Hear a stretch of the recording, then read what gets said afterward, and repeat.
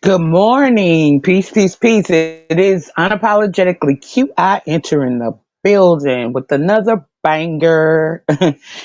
But anyways, I came through because I have quite a few things that I want to talk about today. So I'm gonna do quite a few live streams if it permits.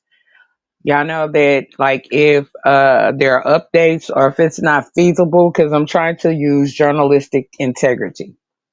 But there was some breaking news, and it fit right into something else that I'm going to go a little bit more in depth with a little later. Um, there was some breaking news, and now it's not a major thing, but basically, Dallas rapper Yella Beezy, whose real name is Marquise Conway, was denied a request to modify his bond condition to attend his child's football game, according to court documents. Yellow Beezy has been out on bail since March 28 after a judge covered his bond. He is currently under house arrest with electronic monitoring after being charged last month with capital unaliving for hire or fellow Dallas artist on fellow artist Mo 3, which is Melvin Noble. Well, I like to read the articles verbatim pretty much a lot of times, as you notice. And that's because when it comes down to these legal court cases, when it comes down to especially people with money, I don't want to get sued. I can't afford to get sued. And that's a part of journalistic integrity. Being that I wasn't the one that actually read the document, I wanted to read it specifically from the source, which is MSN at this time. So my source for this information is MSN, and I also saw it in the Dallas Journal. However, what I really wanted to do was talk a little bit more about why this is happening. Because under some circumstances, like the judge or the court might let someone like Yellow BZ have permission to um, attend his son's game. Now, keep in mind, just like with the Metcalf, uh, Austin Metcalf, and Carmelo Anthony case with Carmelo Anthony with Bun, most people thought that you know that he was guilty before his court date. No, you're innocent until proven guilty. All a bond or bail hearing is for is to just ensure that you're going to go back to court, ensure that for the safety of the citizens, to make sure that they're not, like if you have done something just atrocious, that they're not just putting you back on the streets, because courts can be held liable for that as well. Um, pretty much to ensure that you're going to come back to, court. So this is why they make you put up, a significant amount just to make sure. And it's stipulated upon what you've done before your past criminal history. Just like with Carmelo Anthony, he didn't have a major criminal history. However, I don't believe, even in a situation with Yellow BZ having maybe some minor or some past criminal history, um, still in some of these cases they might have granted Yellow Beezy permission to go to his son's football game. However, what we have to do is we have to look at the environment and what is going right now in Texas.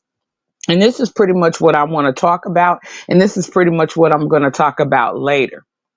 Okay, just like with the Carmelo Anthony and the Austin Metcalf situation, and rest in peace, young Austin. It created, even though the situation may have not been a race issue, because you had a black boy and a white boy, or a black child or teenager and a white teenager. Um, people automatically, for whatever reason, whether it was from their past childhood or whatever, from their past experience, whatever, from whatever internally they have been feeling or whatever, they automatically assume to where their environment, whatever it may have been, it could be so many different things to why a mass amount of people are going along with the fact that it was a race based case, right? It was a racial incident. However, it could very well have not been a racial incident. And from what I'm seeing in terms of the families, I do not believe that it was a racial incident, right? All right. So basically, it has turned into a racial incident because of the media, for one. So we cannot leave out the media.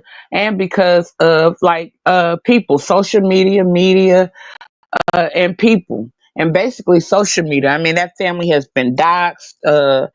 I mean, swatted. Both families, my bad, have been doxxed, swatted. You name it. Jobs called. I mean, everything. It's just ridiculous. The same little dysfunctional things that they do online, they've been doing to those families. Putting their safety in jeopardy. All right, so basically the other day, Saturday, there was a tour bus, a whole tour bus, right? That pulled up. It wasn't many people on the bus, thank goodness, and didn't many people show up for the protest, but it was a Save White Americans protest, right? So we know that that's very racial tone, and there was a gentleman, I think his name is JD Lang or something, Jake Lang. Now he has like a lot of history himself. He was a part of the January 6th situation. He's a J Sixer, which was pardoned by Trump. So he's back out here, and there's some people online that also talk about some of the things that he did while he was in jail, because there was some black people as well that were J6ers that shared, cells with the likes of someone like Jake Lang. All right. Well, Jake Lang, interestingly, is a Jew. He's Jewish, and and he's Jewish, and so he's very religious based and different things of that nature. So most of his rhetoric is centered around Christianity, Jewish. Like he thinks that Jews are above all other people, right? And especially he believes that the clear race or white people are above all other people. Okay, so he did a protest in Dallas, and thank goodness that it didn't turn out like bad. So, like, basically, I've been noticing that, and we had a situation even in Florida, right? And which I covered that as well with the Eichner or Ike, I forgot his last name, but it's something like that, with the Florida State University mass uh unleashing of a weapon, right? All right. So, and that was basically found to be racially influenced, because this guy was MAGA. He was a deep Trump supporter, and he was a deep supporter of the NRA, and and people around the campus and people who knew him stated that that was like the focus of his conversation. He was a little different. We're gonna put it that way, right? So we found out a little bit about his history and different things of that nature, which I didn't go too in depth with that, because I noticed that when it comes down to, now this is one thing I noticed, like when it comes down to black people, when they do something of that nature, it's like it's automatically assumed that they're a criminal, right? Automatically assumed. It's like, why did Carmela bring the knife? They don't look at, nobody has looked at Carmelo's mental they haven't looked at his mental condition or mental status. But yet, like this 20-year old, they've looked into his mental status, right? They've looked into his mental status. And most of the time when it is somebody white or non-black that does things of this nature, they go right into their mental status. Whereas, someone black, they automatically assume it's just, they're just a violent person, right? But, I brought up that situation basically to say that, I noticed that, it's a lot of race baiting. I noticed that there's a lot of race baiting. And that what I mean by race baiting is baiting for a racial war, civil unrest. And so why Texas? Why like Yellow Beezy couldn't go to that game? Because okay, we already know that they got like, they're rivalry gangs, cliques or whatever you want to call them, right? Rivalry music groups or whatever, right? So we already and we just heard about somebody that took to the head. Fortunately they survived. That was Beto, right? So Beto survived, and Beto, like he had just got back from Las Vegas because he was locked up in California for a minute for a weapon charge, but he had just got back from Vegas, uh, back to Dallas from Vegas, and the guy with the little girl. I can't recall his name at the moment. It'll come up. It'll come up. But his last name was Sibley. Sibley. I can't recall his street name, right? But that was his friend, and it was basically from the Fort Knox area of Dallas, DFW. All right. So, they're still, they still got all of that stuff going on. So once again, when people get bail or when people get bail, the reason bail is in place is for the safety, is to monitor, like where, especially someone who was stated to commit a violent crime, to make sure that you don't contact any witnesses, you're not intimidating any witnesses and things of that nature. So, like with basically with that particular football game, those were going to be children, right? So basically, that the judge probably made came to that conclusion based on the fact that it would, if one of Beezy's rivals were to find out that he was there, then that may put the citizens and those children in jeopardy.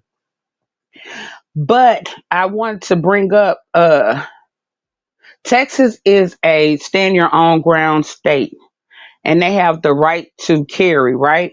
They don't have to have license or anything of that nature to carry knives or any, different types of weapons, right? All right. Frisco, and I hope I'm saying it right, where Carmelo Anthony was, is not too far from Dallas or Dallas Fort Worth area, right? So Frisco, we know that it has, a larger percentage of white people versus black people. There are some black people there now, but it has a larger percentage of, white people. And, basically Texas is a Republican state. So most of those people are deeply NRA, deeply Second Amendment, deeply, and they're hunters, fishers, etc., right, etc. All right, so but they're close together. They're not too far apart, right? They're right there together, and Dallas is like predominantly like a black area, just like there was a situation that happened in Houston that I want well, no, I'll go ahead and cover. It's not like a major story at this moment, so I'll go ahead and cover it. But where somebody did the same thing. Now they haven't released the description or the name of the suspect, other than they were a felon, and they basically shot a deputy, but to my conclusion, she's still living, and everybody's considering her a hero at this time. And it happened like in front of a courthouse. All right, so back to the subject at hand. Um, it's the for I don't know who it is. It's Republicans, right? But those Republicans or whatever, they are baiting or they're baiting for a race war. And you say, why a race war, right? Because a race war is population control. A race war, like when people, like companies and the government makes more money during deaths than they do when people are alive, for some odd reason. All right, so basically, the perfect place to do that is a place where you got stand your own ground, where you can carry your own weapons. If they have these protests and different things, and just say like it gets like, luckily that protest that they did for like, which definitely was going to ruffle some feathers, definitely with it already being sensitive with the Carmela and the Austin situation. You know, thank God that that didn't turn into like that type of situation. So basically, I am saying all of this, and I know I've said basically a couple of times, but I'm saying all of this to say that that is the last thing that any of us need to do. It's not, basically, when you really, there I go again, but like when you really look at it, the the government or corporations benefit from racism. And we can't see that. We look at it like, okay, we're adverse and we're adverse. Now, like, yeah, they are, some white people do have it better than black people. That is for sure true. Like, we do need some more justices and all of that kind of stuff. And we got to get up and we got to fight for them, right? We got to stop laying down. We got to stand up. And most of all, we got to start treating each other better. But uh, at the end of the day, it's not like, the elite who's like right now in office cares about any particular race. They only care about themselves and their family, their money. These are the rich people. Their families are going to be all right forever. They're greedy. They're greedy. And it's not really just about the control. It's about, I mean, it's not just about the money, it's about the control to keep us being consumers and to keep them forever getting rich. I mean, as long as we're consumers, whether no matter what race you are, and they're consistently getting rich, that's all it is. It's like an automatic system, right? So, there, and most of the time when Republicans get in office, they always like war because they benefit off of war. They make money off of war. Okay, so like they're baiting for like World War III or some type of war from a different country. Like, I mean, China, like they're baiting for that as well, right? And they're also baiting for a civil war from internally, from inside of, a war from within our country. And I'm bringing it to people's attention, especially those that are in Texas, because it seems like Texas is going to be the pilot state for that. Because, like I said, they already know it's the perfect place. It's one thing, like with the George Floyd situation, right? You had a whole lot of like them breaking in. They even did some of that in Dallas. I mean, in Atlanta, they broke into buildings, and so a lot of that stuff never gets rebuilt. Let's just say that first. So even doing that looting and different things, that stuff never get rebuilt. And a lot of times those be in places that are more accessible to black people. So it really does us no good because that means jobs move further out, insurance rates go up. It's a lot of negative benefits that come when you with high crime, or and when they have to raise rates of their insurance and different things because they're in a certain location where a lot of incidents have happened. So there's no benefit to that.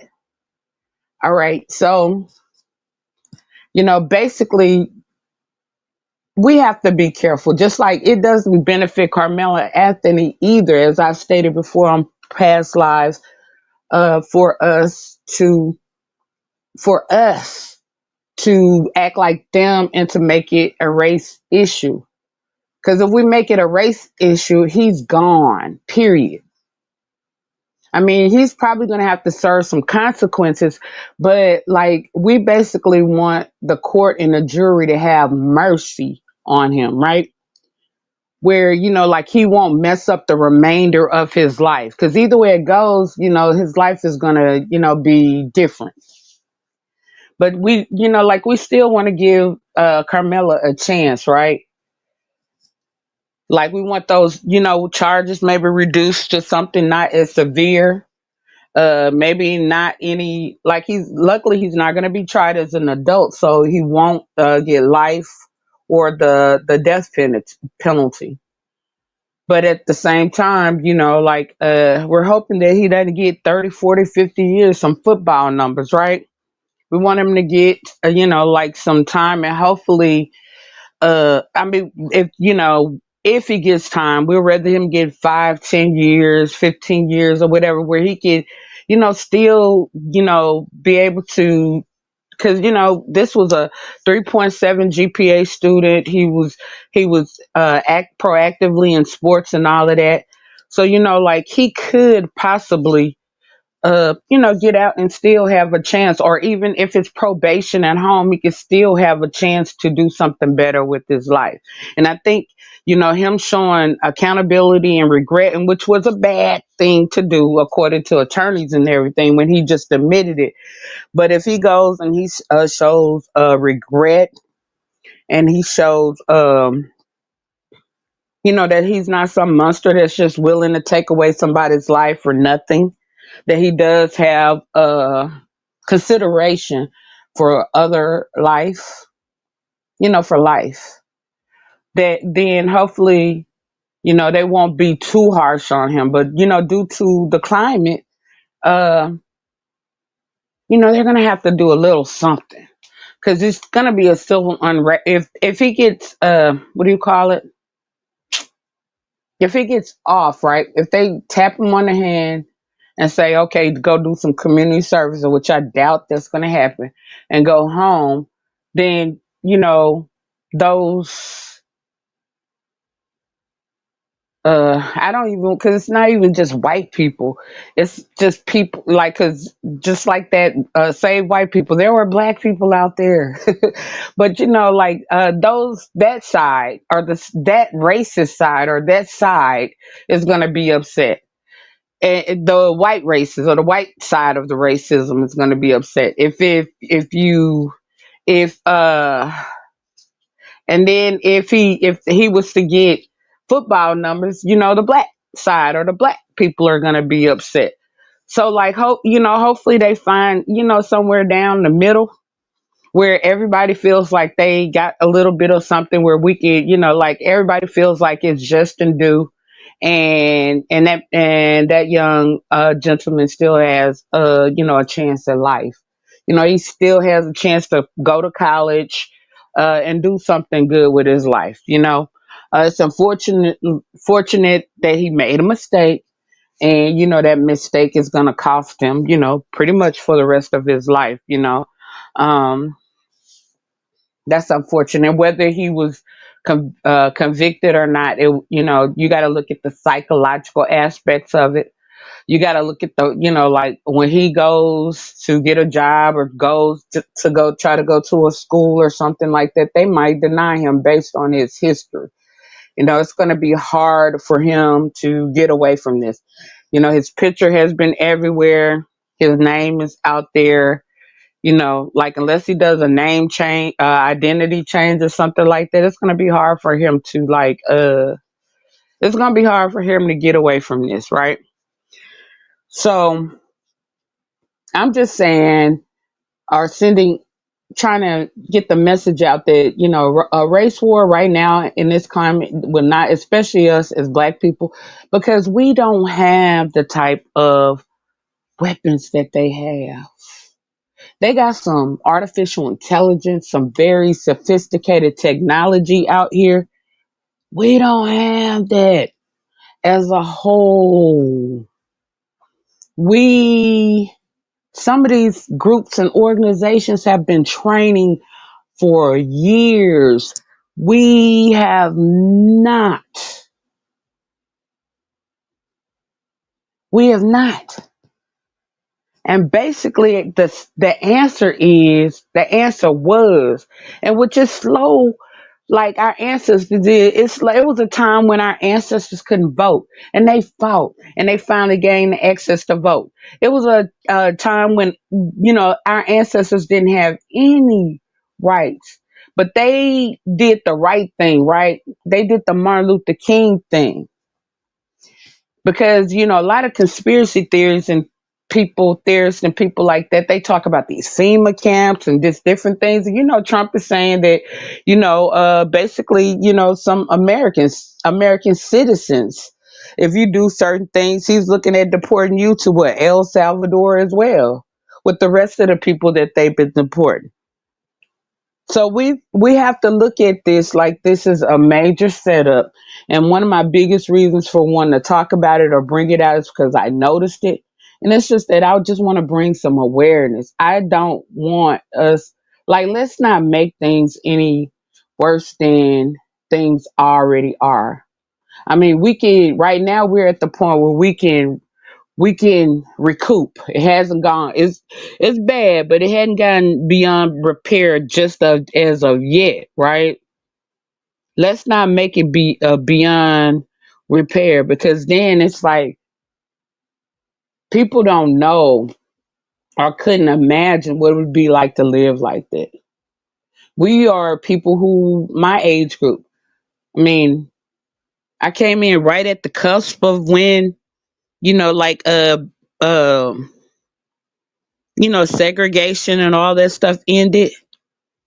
And so a lot of us can't imagine what it's like to not be able to go to certain restaurants, not be able to go to certain stores, not be able to um, go to certain hotels, not to be able to get on planes, not to be able to, to be segregated, to be totally separate. And like I said, as Black people, we're not economically uh, equipped for that. We don't have our own airlines. We don't have our own resources, just like in even America as a country, with a lot of the things that we don't have, they still have to rely on other companies. We see what it's like with Mexico and losing the steel, or with losing the wood resources from Canada. Housing costs are going to go up. Automobile costs are going to go up. Even the parts, getting the parts for your automobiles will go up. Everything will go up except your wage, your income, and what you bring in. Which means you're going to either have to, like, for people who had to have two jobs at one time, it's like three jobs now just to make it. Maybe four. So let's think about all of that kind of stuff and let's make it better. Let's make it better and not worse. Uh, hopefully they might.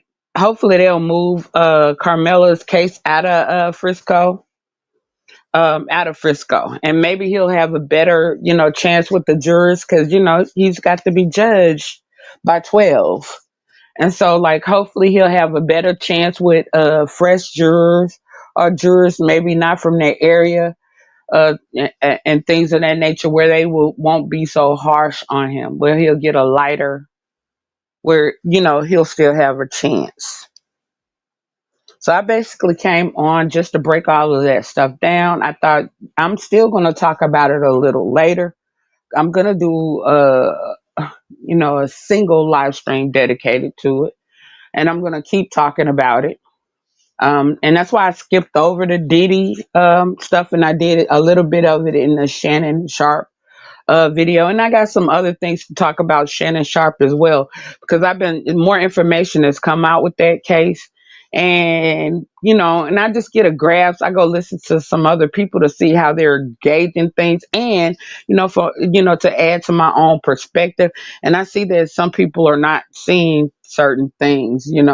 So I'm going to do another stream on Shannon Sharp and break it down where people can really understand what's going on with that. But I severely appreciate everybody who supports me Like I said, I'm trying to build something. I'm trying to be more positive. I'm trying to do stuff that will help us, help me, stuff that helps me to sleep better at night. Like I said, I'm the type of person that's like, at least I did my part. I don't want to be a part of the problem. I like being a part of the solution. Like over here, I'm not really that cult group type of person. But over here, like when I do start doing panels and different things, or I start, a membership and different things of that nature, it's going to be independent thinkers. And I welcome all perspectives. I'm not going to try to silence, as long as it's respectful, I'm not trying to silence anybody because everybody can learn from everybody. But like I said, I appreciate everyone who truly supports me, truly supports my content, in a direction that, like I choose to go. Yeah, please make sure y'all smash that like button to get me in the algorithm. Leave a comment, whether you agree, disagree. I like for people to disagree sometimes. Not, I mean, just don't do it intentionally. I'm just saying, I like for people to sometimes have opposing or come in and challenge. I'm a debater. So I like for people to challenge my thinking or my thought process, make me think a little more. So, like, I welcome any and all types of comments. I'm not, and I exercise, I believe, as long as it's respectful, we're going to exercise our freedom of speech. Y'all make sure y'all subscribe if you haven't. Make sure you share me out. And if you're a content creator, by all means, type in the chat that you're a comment section that you're a content creator, and I'll try to come by and support you as well. Especially if you do commentary like mine. This is my choice of commentary. This is what I generally like to listen to. Um, I like to stimulate my mind.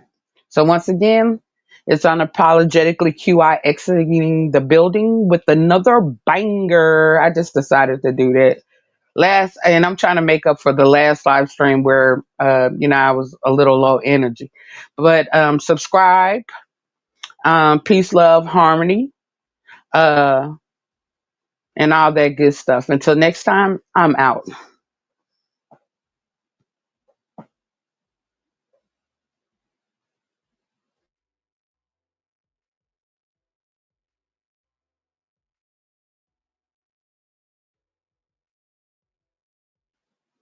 Salute in the lab. Thank you for coming by, bruh.